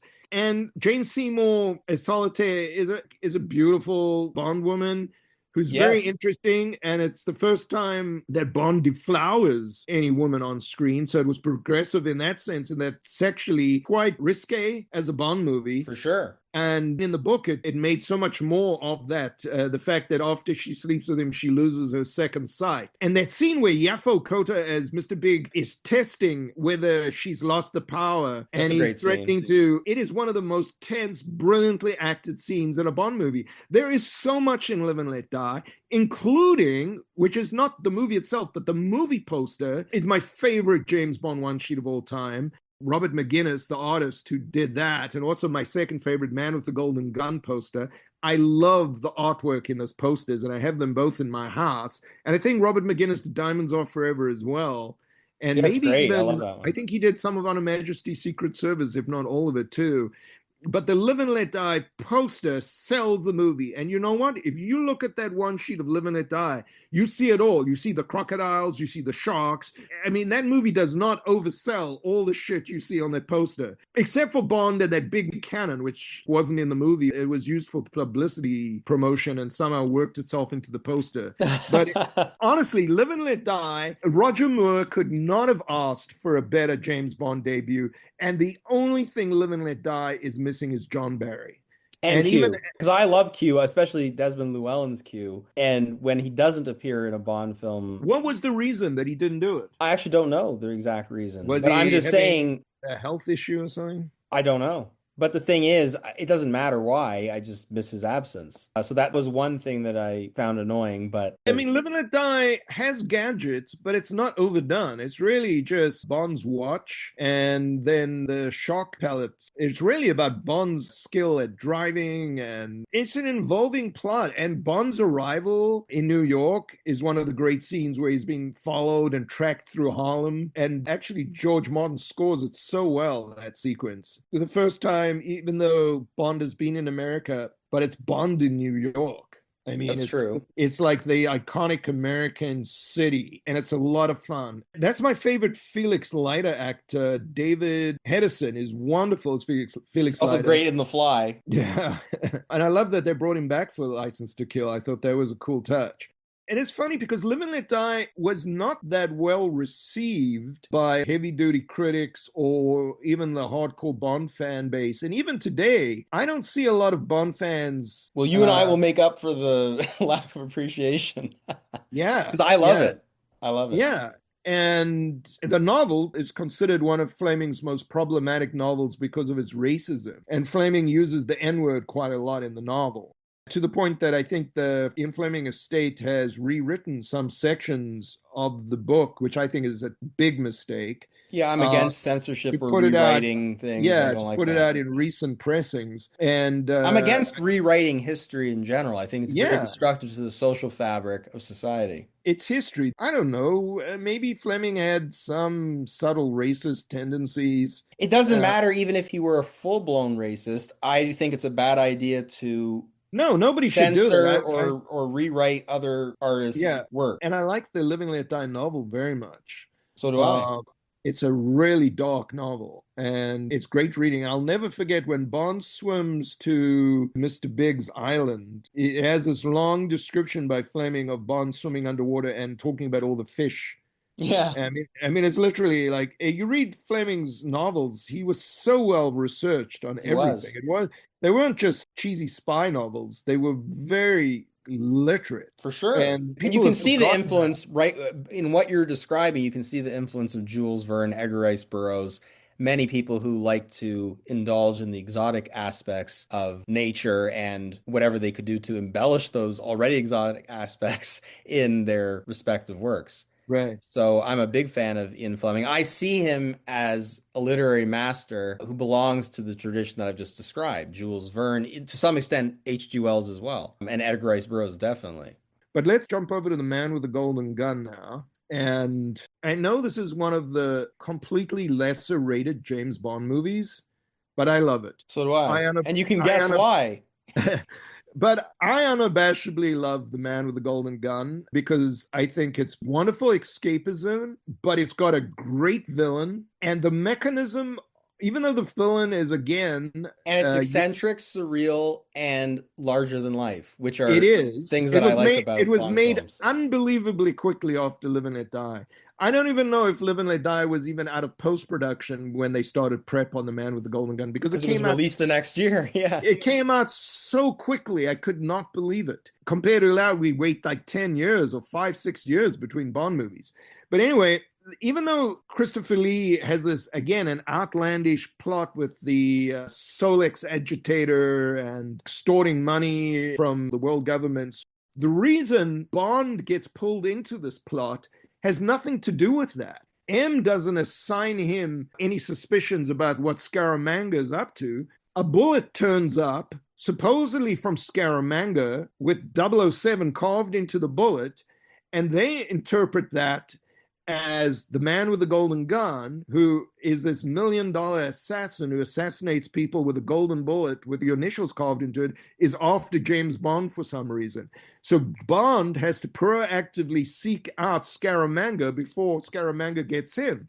We later find out that the bullet was sent by Andrea Maud Adams, Scaramanga's mistress, who wants out of the relationship, and talk about wish fulfillment, knows about James Bond. Talk about the self-awareness again of James Bond being almost a celebrity in this world, and is seeking James Bond out to come and save her from Scaramanga. I find that such an insane but lovable plot mechanism because it's all about chivalry in the end, or her looking to Bond to save her. And she's a great secondary Bond woman, again, who ends up dead, like they all do. And Maud Adams does a little bit of nudity in the shower that's sort of obscured through the frosted glass, but you can see enough. And she was a stunningly beautiful woman who turns up in Octopussy is the main title. So she goes... And I love Octopussy, and I love her in it. I love both of those Yeah, things. it may be the only time that Bond woman has gone from a supporting Bond woman, a significant supporting Bond woman, not a walk-on, to playing the lead Bond woman. It is crazy. And that's how Bond finds himself on the trail of Scaramanga, who has nothing against Bond and even goes as far as to tell him that. Yes. And I think the other thing that's great about this film is it goes in a different direction of surrealism, starting with the teaser sequence. So Yeah, that which is a sequence to me is great a teaser masterpiece sequence. unto itself. Yeah, you could just forget about the rest of the movie, even though I love the whole movie. That is a masterpiece unto itself. I love every beat of it. I love seeing Mark Lawrence's character arrive on the island. By the way, he's the guy who had the pool line in Diamonds Are Forever. Great Yeah. Jewish character actor, made many movies, including many great movies with people like John Huston. But anyway, that whole sequence is just pitch perfect, as close to anything can be pitch perfect. I don't think true perfection exists. And it's one of the few James Bond pre-credit sequences up to that point that doesn't include James Bond. Except It's for the likeness of James Bond, yes, because he shoots yes, the dummy. but Yeah. Bond is not physically present there. No. And it's beautifully scored by John Barry, which I am Well, wait a minute. Live and Let Die also has that. Live and Let Die also has no Bond. Bond Oh, okay. So that in was a the Guy pre-credit Hamilton sequence. thing. So I love John Barry's score to Man with a Golden Gun. And Barry was not the biggest fan of his own score because he was given very little time to compose the whole score. I think he had something like 10 days to deliver that magnificent score. I think it's one of the most brassy, Bondian, propulsive Bond scores. I love the main theme. I love the sweep of it when like Bond's Oozing flying. with sexual Yeah, content. Bond's flying to Scaramanga's island. You get the full expression of the Man with the Golden Gun theme. It's got an Asian flavor to it because it's taking place in Bangkok. It's got an exoticism to the Bond score that sometimes, based on, like, for example, Diamonds Are Forever would not have because it's set in America. You know, the only misfire in Barry's score, and even he admits it, and pretty much everyone else, is when he puts the slide whistle over the great car stunt over the bridge, which is maybe one of the greatest, if not the greatest car stunt in history. There's so much to love in Man with the Golden Gun. It's chock full of action, of eccentricism. The Hervé Villechaize character is such an oddball henchman, but completely memorable and in perfect contrast to Christopher Lee Scaramanga. Christopher Lee, one of the greatest actors to play a James Bond villain. He makes Man with the Golden Gun almost at times to overcome the cheesiness of some of the storyline, like the flying car. And I'm sure you love the flying car. Oh, yeah. I love Britt Eklund in it. I think she's sexy as hell. She spends the whole last act in a bikini. So if you're a Britt Eklund fan, it is so much eye candy for you. And she's really good. She's really good in it. And she's so she's so endearing, like where, you know, she's obviously very attracted to Bond, but then in the scene where Maud Adams comes to Bond's room and he throws her in the cupboard, and the poor woman has to hear him making love to Maud Adams all night. Yeah. It is really cruel on Bond's part. I guess he had no choice. She definitely is not the most progressive or liberated. She's as far from Diana Rigg as Tracy as you could be. She's an interesting character because she's kind of a bumbling agent who Nothing wrong with that in my book. No, she's very. You need diversity. That's genuine diversity. Yeah. It's she's not very imaginative seasoned, diversity. but she's got a very good heart, and she puts up with a lot of shit from Bond in that movie. But one other thing I want to say is the song is also underrated, and I want to give a shout out to Don Black, who's another great Jew behind the James Bond films, because he also co-wrote the songs for Thunderball, Diamonds Are Forever, Tomorrow Never Dies, and The World Is Not Enough. And this song has one of the great pairings of sex and death of all the Bond songs. It's the pun where the line goes, "Who will he bang?" Right? So obviously that's that's like the ultimate succinct pun. And that was the last time that Harry Saltzman could object to the lyrics because he was gone by. That was the last Bond movie he produced. I'm sure all the lyricists were, thank God, good riddance, Harry. It is a great song, and it is a song that is not beloved by the fans of Bond and John Barry. I love the song. I think it's great. In fact, you know what I love about the Man with the Golden Gun song? It's the only Bond song that when they reprise it is its own thing, where she actually sings good night, That's James right. Bond. I don't know if they even mention the word James Bond in any other Bond song. That's actually a good question. And it's such a great exit to the movie because she sings it so beautifully. We should mention, if we haven't, it's Lulu sings the song. Yes. It was a very popular British singer at the time. And I don't know why there hasn't been more love for the score. Probably because it's tongue in cheek, and I think satire is a foreign language to most people. And I love Barry giving the tip of the hat to George Martin's Live and Let Die theme when Bond first notices J.W. Pepper in Bangkok. It's very subtle. And if you blink or you're not paying attention, you'll miss it. But he definitely gives a little Live and Let Die riff there, which was fun. Yes. It's an interesting Bond film because a lot of it is about Bond going mano a mano and paying off on the funhouse with Scaramanga. And then, even though I love it, I also think it's preposterous how Bond takes the place of the James Bond wax figure in the big duel at the end. It's clever. I love it. It's very clever, but I don't know if Scaramanga being as smart and intuitive as he is, if he would have fallen for that. But it is great. And when I saw it theatrically for the first time, I loved it. Oh, another great scene is when High Fat is killed, where Scaramanga is assembling the weapon in front of his face. And he doesn't even realize it because it's... I love that. I love the way he assembles his gun. Yeah, it's great. And I also love when Bond tries to pretend he's Scaramanga to High Fat and puts on the fake nipple, but doesn't know High Fat has already met Scaramanga and he's there. And I think that amuses I think Scaramanga is very much amused by James Bond. He is. And we talk about the great dinners between Bond and the main villain. When Bond arrives at Scaramanga's island lair at the end and they're having dinner, I always love how Bond never backs down from these villains. And as they're talking, where Scaramanga's trying to compare himself to James Bond, Bond slams him down and goes, I'm not you. I'll never be you. And he never, if you notice in the movies, Bond never sucks up to these bad guys. He's true. Always defiant in their face. Take note of that, current politicians. Yeah. They don't do that. They love sucking up to the villains. Yeah. And I actually like the way Roger Moore plays Bond in The Man with the Golden Gun. I think Live and Let Die and Man with the Golden Gun are my two favorite Roger Moore Bond performances. I think after those films, he got at times a little hokey for me, even though I always just love Roger Moore. I can't help but love him. What is probably deemed controversial in both the Live and Let Die and Man with the Golden Gun, he slaps the women around sort of Connery style. And then I don't think he did it anymore after that, if I'm not mistaken. Well, I love all of his Bond films. I think, like I said before, when we began this whole James Bond marathon, I think each of the first 20 James Bond movies, to some extent, is a satirical masterpiece. So I also love Octopussy and A View to a Kill.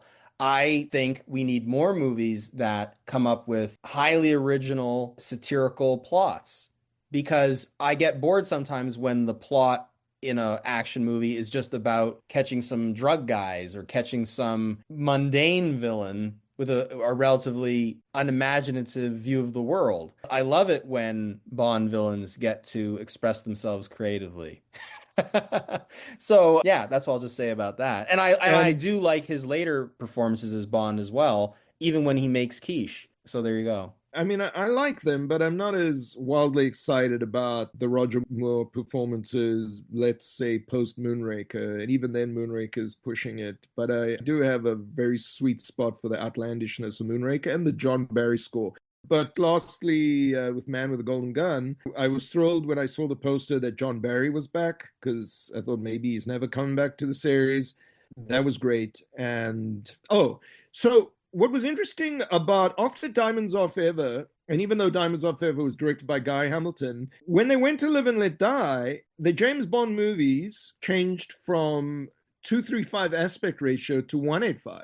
So they got smaller on screen, and the 2:3:5 started with Thunderball, and they had kept them all 2:3:5 until Live and Let Die. And I always thought that was very curious. I never saw any reason why they went to 1:8:5, and I thought they should have kept the aspect ratio, but that's just a little bit of trivia. Well, that's interesting. I didn't realize that. Let's jump to Spy Who Loved Me, back in 2:3:5, directed by Lewis Gilbert, who had previously done You Only Live Twice, my favorite James Bond movie. I'm kidding. I do like It's a masterpiece, I tell you.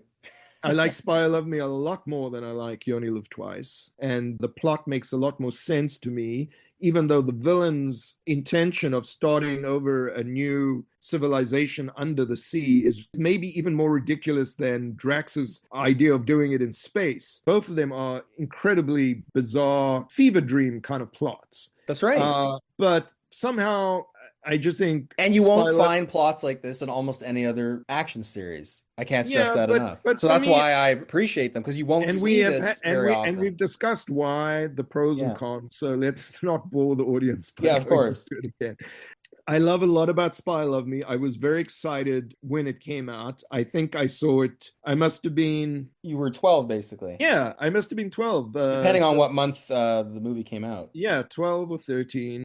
Starting off with the one sheet by Bob Peak, I think it's a magnificent one sheet. It's very expressionistic art for the first time for the Bond series. It took me a little while to get used to, but I loved it. And I did end up having that poster, and I was very excited. I tracked the production of Spy Love Me, whatever was released into magazines and film magazines that I could get my hands on, because I was still in South Africa, and I made a scrapbook. And I inducted my younger neighbor into the cult of James Bond, and we both did the same things. We both competed to see who could get the posters first, steal them from movie theaters, basically. That's a movie.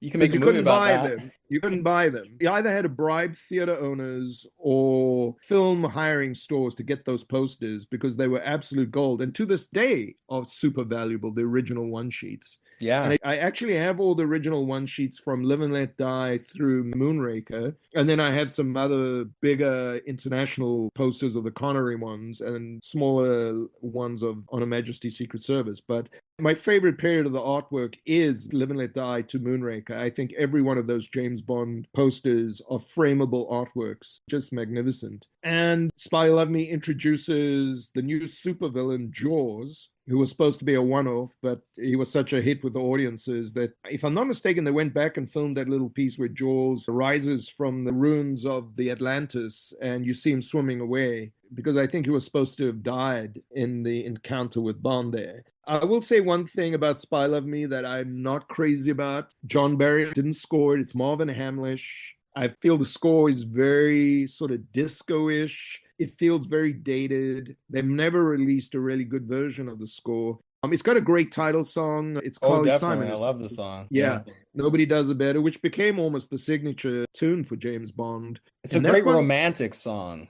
Yeah. And I do like the score too, but I agree with you. No one can beat John Barry. So it just, the score is very, and this was the problem I had with 4 Your Eyes Only, Bill Conti. I love Bill Conti as a composer. He's one of my favorite composers. But the one film where I just didn't love what he did, I just don't think he had the Bond gene for 4 Your Eyes Only. It's no, again, and none of these other composers are as lush when it comes to the orchestration. But they don't have the darkness that Barry infused into these scores. There was they don't have an ominous, lingering quality. They don't get the spying stuff right, and they don't get the moodiness of what Barry, or the surrealism. Like Barry is moodiness plus lushness plus genius theme composer, and Barry's harmonics are like nobody else has ever composed. And again, Spy Love Me, in my opinion, had it had a John Barry score, would have been an all-timer, also in the Roger Moore pantheon.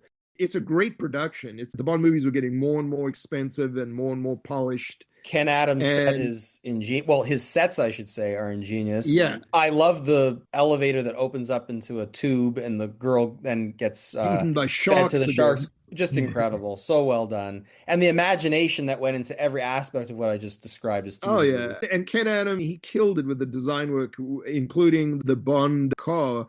Lotus. Lotus Esprit. I mean, again, an iconic James Bond car, which when it finally transforms into a submarine, I don't think they make the most of it. I feel like I wanted a really spectacular sequence of Bond like shooting and fighting off the villains, and I think it's very short-changed. But I do love when Bond drives the car back up onto the beach and lowers the window. It's like a scene from Jaws, right? Where everybody's seeing the car emerge and they're like, what the fuck is that? And then he lowers the window and throws out a fish. I thought that was great. And it has a great villain. I love the villain. Yeah, and then when Spy Love Me came out, I was waiting for it, and they delivered the Mad Magazine satire, which said The Spy Who Glubbed Me. And I always loved this. I don't think they did them for the earlier Bond movies, if I'm not mistaken. I don't know if they even did them for Moonraker, but I always enjoyed them. And then to a lesser degree, they would do them in Cracked magazine, but they were never as good as the Mort Drucker illustrated Spy Love Me. And Barbara Bach is the leading Bond woman, beautiful, great in the role. She was a Russian agent. So she was, again, every bit Bond's match in capability department, but she also has this vendetta against Bond for killing her lover. And that Which infused reminds me of a similar subplot in The Guns of Navarone, except it's a man, not a woman, who threatens to kill one of the heroes at the end of their mission. right. So you're basically kept in suspense in both movies, wondering, And to bring the Guns of Navarone back to James Bond, then Guy yeah, Hamilton directed the sequel yeah, that's with true. Harrison That's Ford, true. which is considered a lesser movie. Barbara Bach, who ended up marrying Ringo Starr and is still alive. And, it was interesting. All these Bond actresses, they were all, especially going into the 70s, were all sex symbols already in European movies. Like soon to be in Moonraker, Corinne Clary, she was in the soft porn movie The Story of O. Barbara Bach had done nude scenes in some giallos. And then when these Bond movies came out, they were doing all these, I don't know if it was the international Playboy or the regular Playboy, but they would show all these Bond actresses who had posed nude already. I think even Lana Wood did a Playboy issue. So the nudity and the identification of Bond with sexiness and Playboy, like you said, which was foretold in On Her Majesty's Secret Service, it was all coming full circle. We were now in the era where nudity was fully permissive in movies. And in Spy Love Me, you actually do see a quick glimpse of nudity when Barbara Bach is taking the shower on the submarine in the end. That's true. So the Bond movies were getting more permissive up until that point, but we're also taking advantage of casting actresses that there was a certain sex appeal of them. They were already established as actresses who were doing risque movies. Yes. What else about Spy Love Me? I mean, Well, I great love the set. villain. I love his webbed hands. I love his mad Yeah, dream. And I also love his deviousness. I love how he feeds his henchwoman to the sharks, and then I love how he kills the two scientists. but they were doing that Um, all along in Bond movies. of course. No, Yeah, but I love it when they do. I love it when Bond villains do Bond villain type things. yeah. I mean, it has Um, some of the most beautiful locations in Sardinia, the destruction of Atlantis is very Egypt. well done. Yeah, I mean, it's special effects wise, it's some of the best work. Wasn't it Derek Meddings who did all that stuff in Spy Love Me, or was it Yes. Moonraker? It's one of the two. I love the scenes in Egypt in the pyramids. That's probably my favorite Spy Love Me sequence. Roger Moore is still a little bit ruthless in that film because when he confronts that villain Sandor on the rooftop, Let's and go to the he's tie. yeah, he chops the tie after he gets the information from him. So he was a little cold-blooded in that, following that through from Man with the Golden Gun. And Stromberg, he kills him by shooting him multiple times. Yeah, but Stromberg deserved it. Not that not that Sandor didn't. That is true that James Bond had never shied away from executing the villains when he had to. Oh, and Uh, actually, that's a good point to bring up because we didn't yet. As a kid, especially, I used to guess how is the main villain going to get killed, right? How is he going to meet his demise? Because to me, that was one of the staples of the movies, right? The villain dies in an interesting way. yeah. And And then he still always had the henchman to contend with. It was always the henchman that he contended with last, except for Goldfinger, I think, where Goldfinger comes in last. yeah, I mean, there could be slight deviations in terms of the Like from order, Russia with but Love, he's killed Grant, but then he's going to deal with Rosa Klebb last.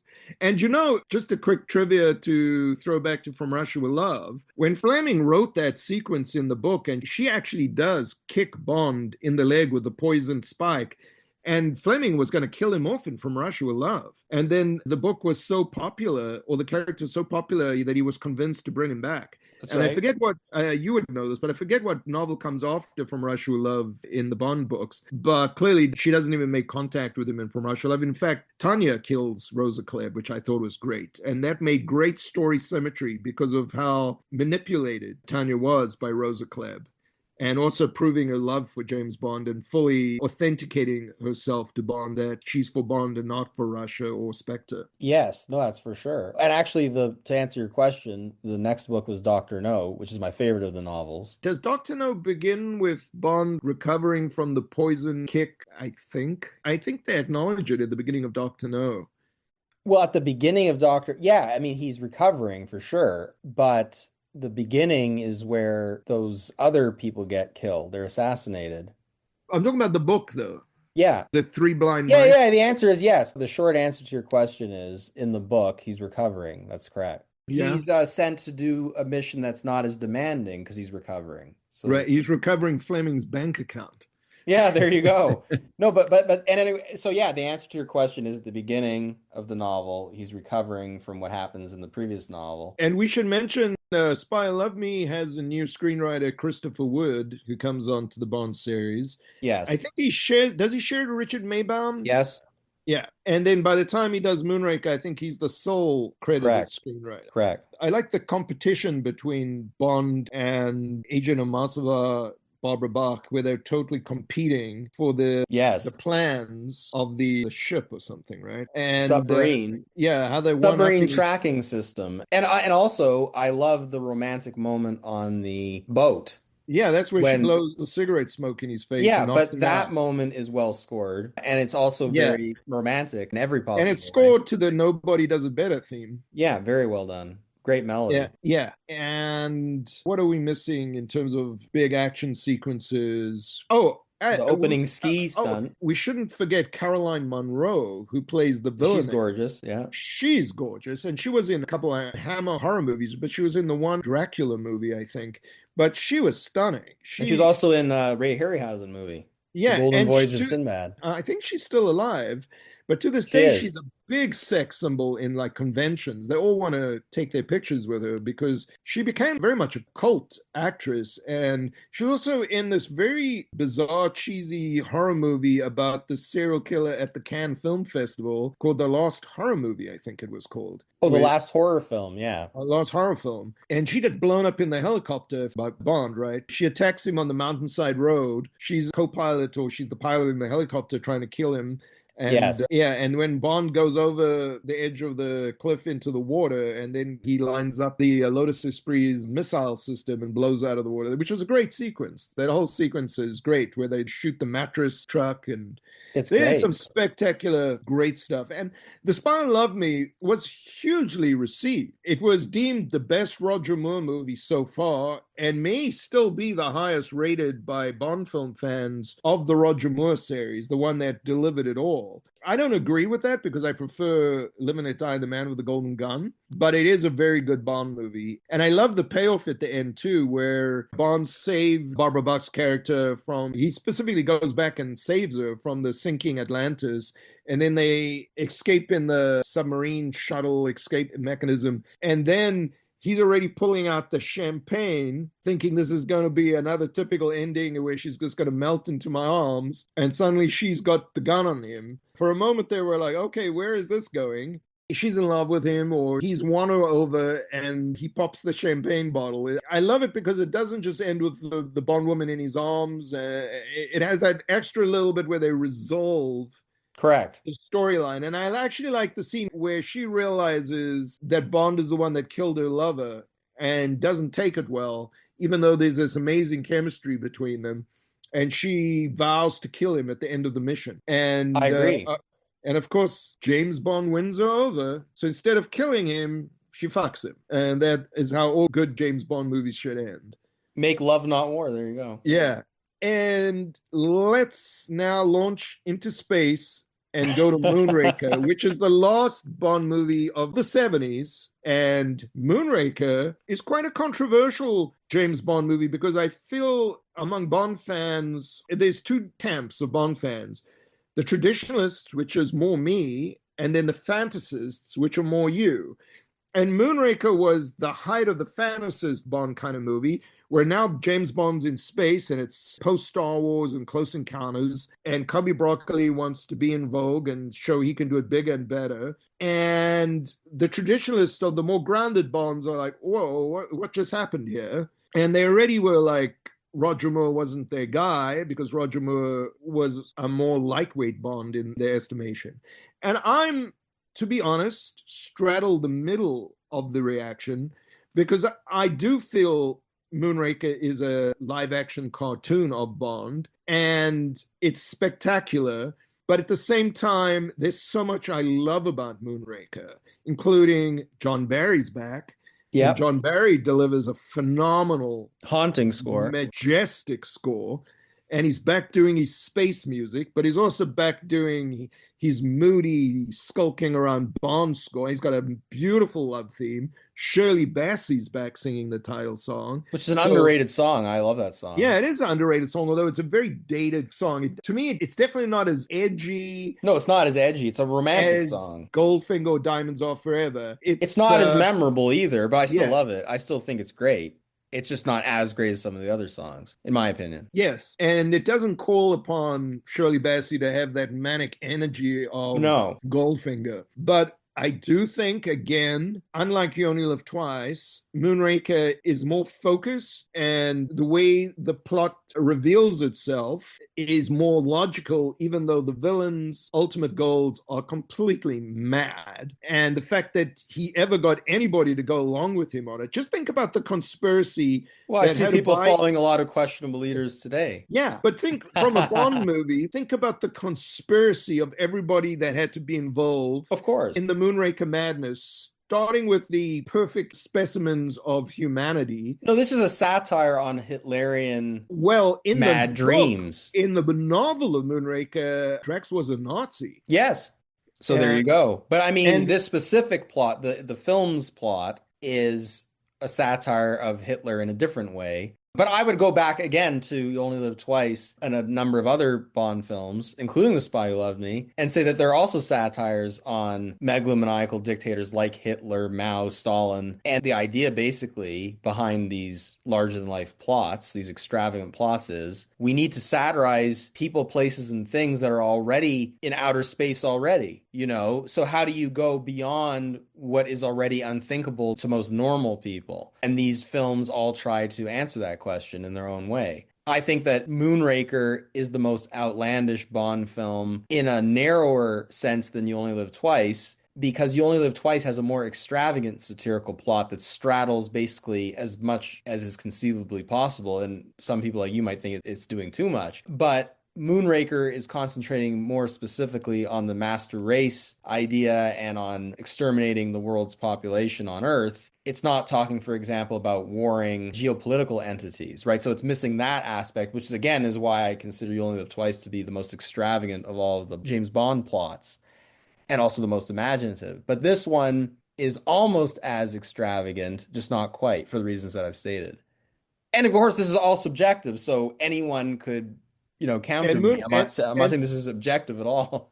And Moonraker predicted the Elon Musk billionaire space magnet, which I think was very interesting. And yeah, and I'm sure it will predict other things too. And predicting a future in the stars and an Earth that no longer felt viable for Drax.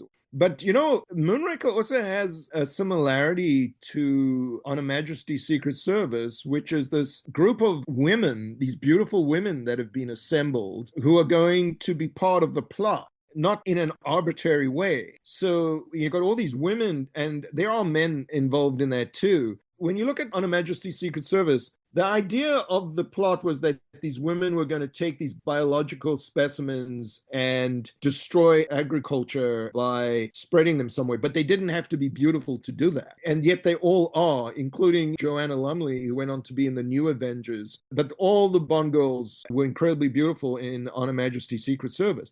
But in Moonraker, the beauty is part of the plot line.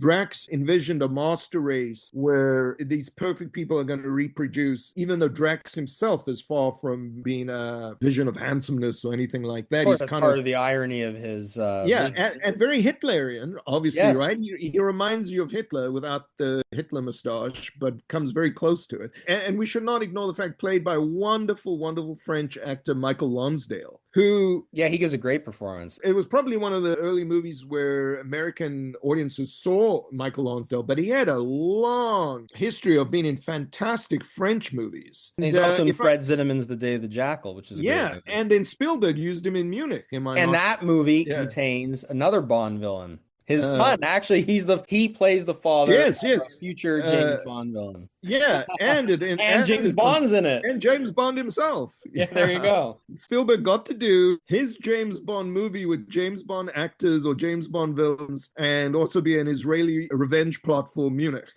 Oh, and by the way, Ronin has three James Bond actors, three James Bond villain actors. It has Jonathan Pryce, who's the villain in Tomorrow Never Dies. It has Right. Michael Lonsdale again, Yeah, who's the villain in Moonraker, and it also has Sean Bean, who's the villain in Goldeneye. Goldeneye. So look at Yeah. that. Look at that. Yeah, yeah.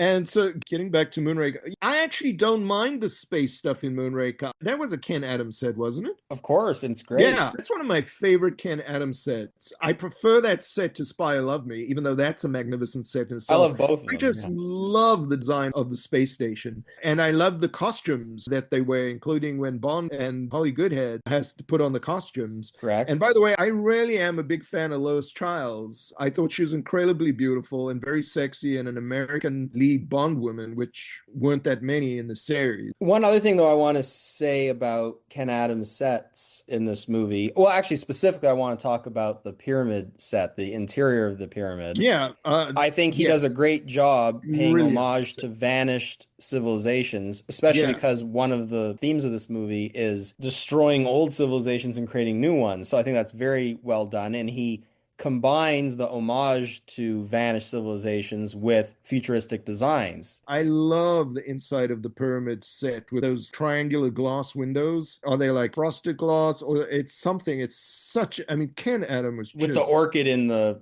orb. Yeah. And also, Yeah. I love the Python pool and the overt artifice of everything on display. Even when Bond lands in the jungle, it's one of my favorite John Barry cues from Moonraker, which is Bond lured to the pyramids. Yeah, It's very such a surreal. lush, romantic, classic John Barry piece of music. It's And wonderful. surreal. It's like a dream. You're literally wandering through Yeah. a dream at that point. Yeah. One of the things about Moonraker, so I don't mind the space outlandishness and the action that happens in space, but I think where I check out of Moonraker a little bit is that Venice gondola chase, which I think is played very cartoonishly, even when villains die in those sequences and Louis Gilbert is cutting to inserts of pigeons reacting to shit and the way like the assassins come out of the coffins. I mean, there's so much goofiness. I admire the stunt work in the scene, but I do not like the tone of that sequence. I know a lot of Bond fans also think it's too much, but not my favorite sequence. Even when moments like that are too much, and I acknowledge that they are to a certain extent, I appreciate their existence because I'm well aware of the fact that it's almost impossible to do that kind of stuff today. Meaning, I'm grateful that such things exist because they show you what is possible in film. We're all used to seeing attempts at making realistic crime movies or action movies, especially in the 21st century. So if you like it or don't like it, that's one thing, but I just am grateful that goofy moments like that exist at all. Because there are all these meta moments in Moonraker where they're riffing on the Close Encounters theme, the code to get into the laboratory. And then when Bond's riding across the prairie, they're using Elmer Bernstein's theme from The Magnificent Seven. Yes. And by the way, I would if I were the director, right, I wouldn't have okayed those moments, but I'm grateful that they exist, meaning I wouldn't want to change those moments in this work that I myself had no part in creating. And I often feel that way about works of art in general, not just films. And then one of the big misfires of Moonraker, which I am not a fan of at all, is when they turn Jaws into a good guy. You spent the entire Spy Love Me depicting him as this ruthless, at times bumbling killer. Even the beginning of Moonraker, you continue that. And then you just throw it all out the window by turning him into this cuddly, No, it's lovable ridiculous, but it's ridiculous in villain, a way that I like at the same and then have time. him fall in love with Yeah. the remind me how the girlfriend of Jaws ends up in space, because she's Because not he one of meets the, her during one of the chases. Remember, his car goes into but how this. does she get into space? Well, Isn't she obviously, he requested that she come along with him. But I will just say it's very clever the moment where he decides to be a good guy, because James Bond brings it to his attention that he won't be part of Drax's master race because he's flawed. So actually, that's a clever satirical moment. And again, it requires a universe this outlandish, a but in a cinematic way, universe this outlandish to even happen at all, right? Because you couldn't do something but like that in but a a Lethal Weapon classic movie, for example. but a classic Bond henchman swears fidelity to the lead villain all the way to the very end. Like Not this one. Odd Job is going down with the ship, so to speak, in Yeah, Goldfinger, he's a good where sport. not only is he not perturbed that he's trapped in the vault with a nuclear bomb, but he's gonna not let the other Yeah, guy get away where can you either. rent out a henchman like that? I want to know. whereas These people are whereas dedicated. where Bond, and there's no way on earth Bond could have appealed to Oddjob and said, "Hey, Oddjob, are you crazy? Let's get out of here." But in Are they Moonraker, stored in a warehouse somewhere? yeah, yeah. In Moonraker, he's able to appeal to, well, the only reason he's able to appeal to Jaws is because it's even one step cheesier. Jaws has fallen in love. And it's more that they're not going to That's take actually a Jaws. very optimistic idea that, that he can find love in outer space. Well, mind you, they were in love before they went into outer space. And I thought it was a great sequence where they were shooting down the poisonous globes, and then that Yeah. last bit with Bond and Holly Goodhead in space floating there. I think that was great. And then Moonraker has one of the great double entendre exit lines where they go, 007, what are you doing? Who said, was it Bond who said, I'm attempting to, No, it's I'm Q, isn't it? attempting It's Q that says he's attempting re-entry. re-entry. Yeah, yeah. And there, where it's over the top, but I love that. And then the music that comes on, very lively. Well, the entitled song comes on, Yeah, like a but faster there's a version of the exactly that's what Moonraker I'm song. saying. Yeah. Yeah, a faster version of But it. let's not forget the amazing space music. Flight into Space is the cue Yeah, very where well done. they're flying up to the space station, Bond and Holly Goodhead. And then also the other great space cue, the space battle between the Americans and Drax's army. And there's some great effect sequences in that scene. So I like Moonraker. I'm not saying I don't like Moonraker. I don't love it like Man of the Golden Gun, and specifically not like Live and Let Die. But I'm not on the team of hating Moonraker. And especially when I was younger, I loved Moonraker. I'll take Moonraker over Skyfall and Same. Well, I love Moonraker, so I consider all these movies masterpieces. Like I said, I think they're all satirical masterpieces. They should be viewed as Louis Spoonwell movies. That's my very eccentric take. they're exquisitely made. The Eon Yeah, Productions the James formalism Bond is through the films roof. gave you your money's worth. Whether you Definitely. think they became comedic, where you think it wasn't the tone of the early Sean Connery movies, they never shortchanged you on the price of a movie ticket. And pretty much the Bond movies have maintained that level of quality in terms of production value, even when they're the Bond movies I like least, like the Sam Mendes Bond movies. But there's a lot to love in them, and they're all seen through a lens today where certain people are trying to reevaluate Bond movies and take the fun out of them and separate them from the time. And we unapologetically love them. Clearly, otherwise we wouldn't have done this mega podcast that That's we've been right. going on for hours. But I think it's time to bring this to a close right now. Let's hope they keep making James Bond movies until the end of time. I And I'm agree. always optimistic for where the Bond movies will go. My ultimate fantasy is to direct a Bond movie because I think I would understand I think we need to make that happen. the tone between Connery to Moore to Daniel Craig and the John Barryness of it all and all that. I'm not holding my breath, but it would be the one franchise that I would love to take a shot at. That's in the fantasy land of Bond that it will come to pass, because they usually only go for very trendy directors who they feel have a certain pedigree, unlike the craftsmen that they used up until Martin Campbell, who I think is a phenomenal director. I agree. But that is all for this episode of Forbidden Films. And we will be back with another podcast of another forbidden film that will be sure to be controversial, but always presented with an absolute love of movies. We sure will.